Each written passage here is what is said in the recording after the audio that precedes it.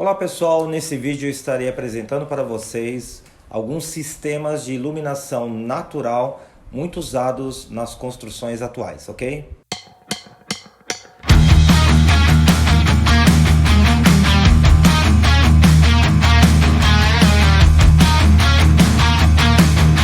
Eu sou o Robson Martim, arquiteto e urbanista, aqui no litoral norte de São Paulo.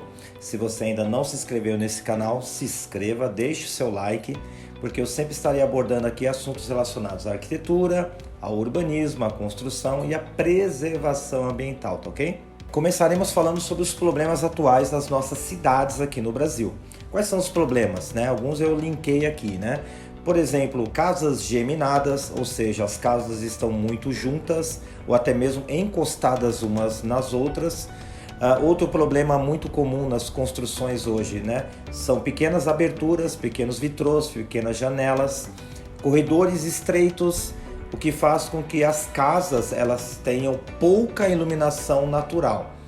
E esse problema de pouca iluminação natural acaba afetando a saúde das pessoas, acaba criando ambientes onde tem muita umidade, onde tem muito mofo, trazendo doenças emocionais, né? Lugares com pouca iluminação natural ou sem nenhuma iluminação natural acabam desenvolvendo doenças nas emoções, doenças mentais também, né? Então por isso que eu estou fazendo esse vídeo aqui para apresentar para você algumas soluções que nós adotamos nos projetos de arquitetura, principalmente nas construções novas ou também em projetos de reforma, quando nós identificamos residências com pouca iluminação natural. Os benefícios da luz natural são os seguintes, né? O corpo humano em contato com a luz natural, a luz do sol, né? Ele produz vitamina D. E essa vitamina ela ajuda no processo de calcificação dos ossos.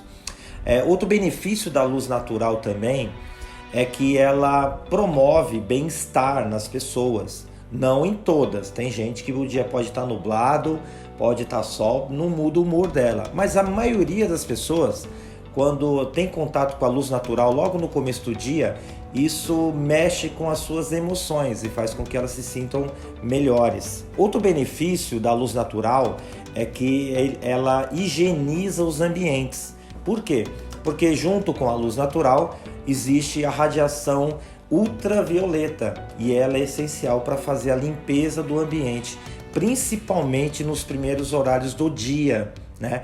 Por isso que nos projetos nós buscamos colocar as janelas dos dormitórios voltadas aqui no Brasil, né, para leste, que é a face geralmente que pega logo o sol da manhã. Mas existem alguns cuidados a serem tomados também com a luz natural.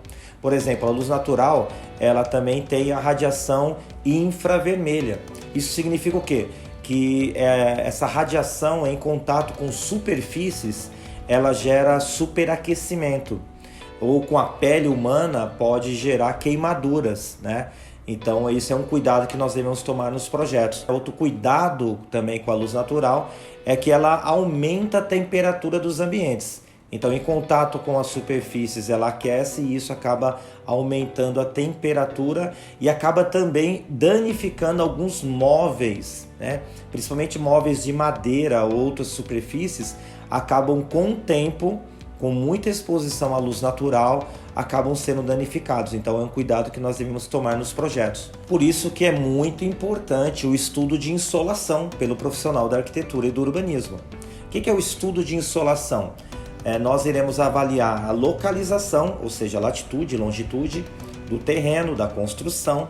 Nós iremos avaliar também, analisar, né, a orientação solar, ou seja, né, o sentido que o sol nasce no verão e no inverno, né? Aqui fica um detalhe, né, que nós acabamos aprendendo aí com o decorrer da vida, é que no decorrer do ano, o nascer e o pôr do sol, ele sofre uma variação dependendo da estação do ano. Então é importantíssimo também você levar essa observação na hora de você locar o posicionamento das aberturas para iluminação natural. Podem ser aberturas nas fachadas, através de esquadrias ou através de vazios, ou também no telhado, na cobertura da edificação. Sabendo disso, o profissional da arquitetura irá escolher, dentre as opções que existem, de soluções para trazer a luz natural, aquela que é a mais adequada para a situação em análise. Eu volto a repetir, Cada caso é um caso, deve ser analisado especificamente.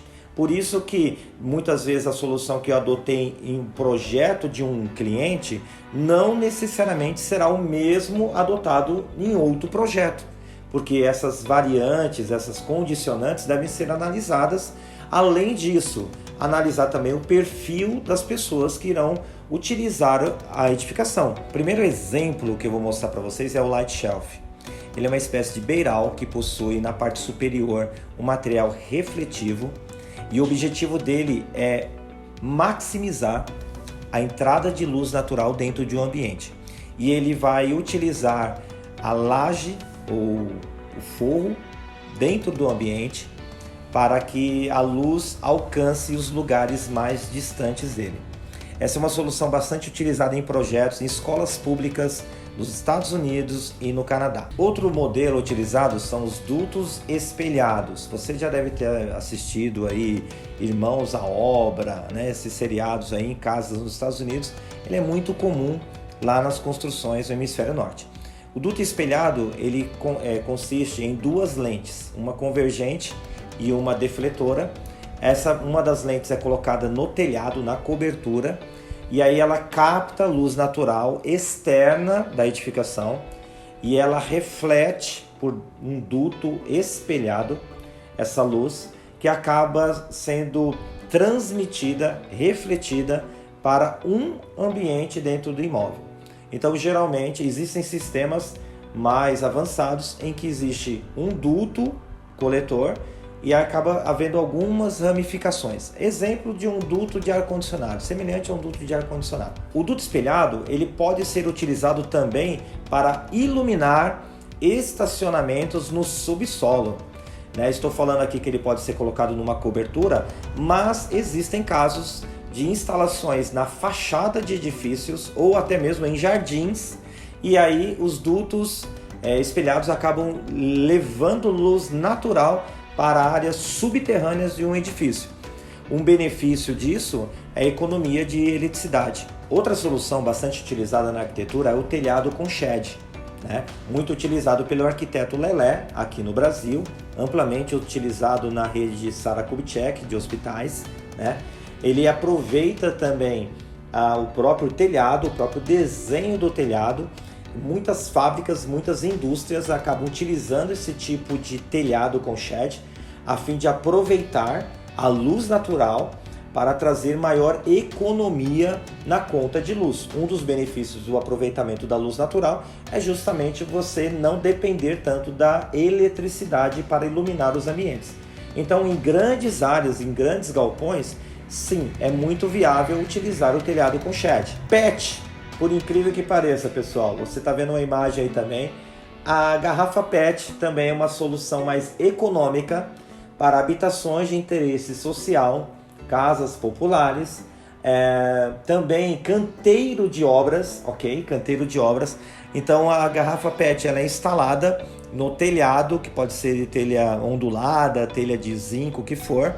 É colocado um produto para que aquela água no interior da garrafa PET ela fique sempre limpa, translúcida, e sim, ela funciona para trazer claridade para dentro dos ambientes. Outro sistema bastante utilizado também para trazer luz para dentro dos ambientes são as paredes transparentes. O que seriam as paredes transparentes? Pode ser uma parede feita com blocos de vidro ou uma parede feita com vidro leitoso, para que você tenha privacidade dentro da sua casa, dentro da sua construção.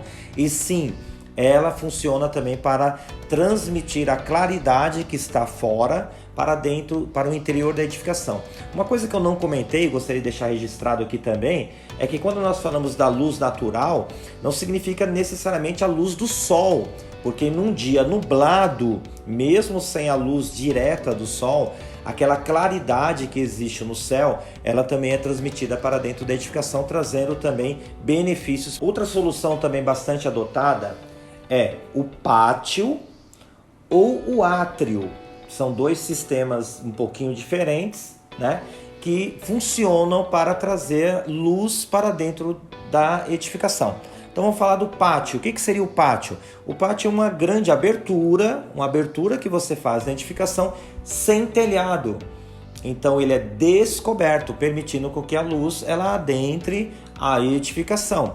Como eu comentei com vocês aqui, um dos cuidados quando se utiliza o pátio ou o átrio, qual é a diferença do átrio? O átrio ele é um pátio, porém fechado, coberto, ok? Os dois funcionam para trazer a luz natural para dentro do edifício.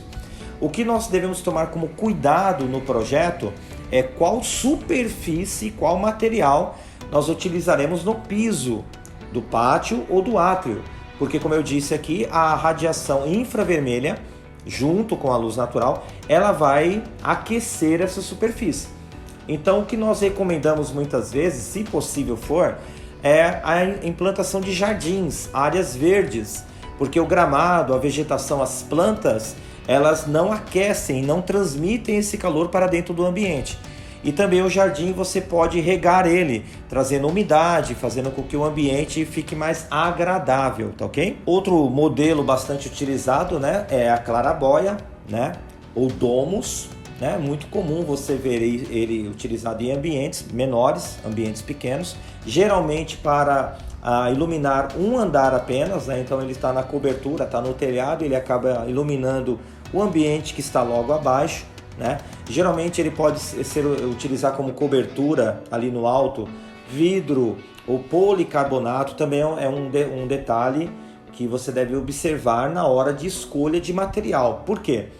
O vidro ele pode ser um pouco mais caro, porém ele não produz ruído, barulho. Policarbonato ele pode vir a gerar barulho numa tempestade, uma pancada de chuva muito forte. Então são algumas observações que eu costumo conversar com os clientes, a fim de que depois que estiverem utilizando a edificação, eles não sejam surpreendidos pelo barulho, né? Ou pior, né? Fique arrependido pela solução adotada. Então existem os pontos positivos, existem os pontos negativos de cada uma dessas soluções. Algumas são mais baratas, outras são um pouquinho mais caras, algumas exigem tecnologia mais avançada, porém, uma coisa que eu sempre comento com as pessoas é que a longo prazo, o benefício que você tem na saúde, no teu bem-estar e também no consumo menor de eletricidade, faz com que esse investimento ele acaba trazendo para você satisfação. Você fala, pô, eu investi, gastei uma grana disso, porém os benefícios que eu tive, o retorno que eu tive com isso foi muito maior. Por último, né, eu vou apresentar para vocês a imagem de um projeto, né, que eu costumo mostrar para os alunos na faculdade. É um ginásio nos Estados Unidos, aonde foram implantadas lentes convergentes em todo o telhado. E essas lentes convergentes, independente do ângulo, independente do azimuth, independente do zênite. O que é o zênite, né? É o ângulo do Sol em relação à Terra. Isso é levado em consideração aí no estudo de insolação, né? Então, independente do zênite, do azimuth, ele capta essa luz natural, mesmo dia nublado, essa lente, e ela transmite para lentes defletoras na parte interna do ginásio. Então quem está dentro do ginásio imagina que aquilo ali são lâmpadas de LED acesas, porém não está sendo consumido 1 kWh de eletricidade nenhuma. Simplesmente a claridade externa ela está sendo transmitida para dentro da edificação.